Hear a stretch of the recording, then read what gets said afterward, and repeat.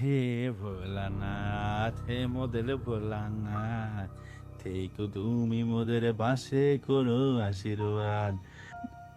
নমস্কার বন্ধুরা, শ্রাবণ মাসের এই পুণ্যতিথিতে বাবার প্রতি নিজের প্রার্থনা জাহির করার উদ্দেশ্যে আবার কলম তোলা।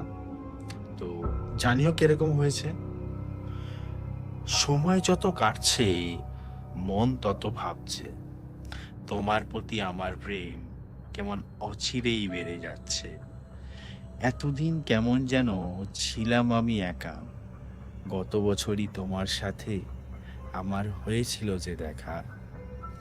যেই না হলো তোমার সাথে আমার পরিচিতি, বাবা, তারপরে আমি আর কোনো কিছুতেই পাই না যে আর ভীতি। মাথায় আমার হাতটা রেখে তুমি করো যে আশীর্বাদ, জীবন পাতের সব যা আছে বাধা তা যেন নিমেষেই কেটে যাক। তোমার ওপর ভরসা রেখে বাবা জীবনের পথ দিয়েছি পারি। ইচ্ছে আছে যা মনে আমার, তা তোমায় জানাবো যে সরাসরি। তুমি সবার পাশে থেকো, হে মোদের ভোলানাথ। প্রণাম নিও আমার তুমি, ক্ষমা করো মোদের পাপ।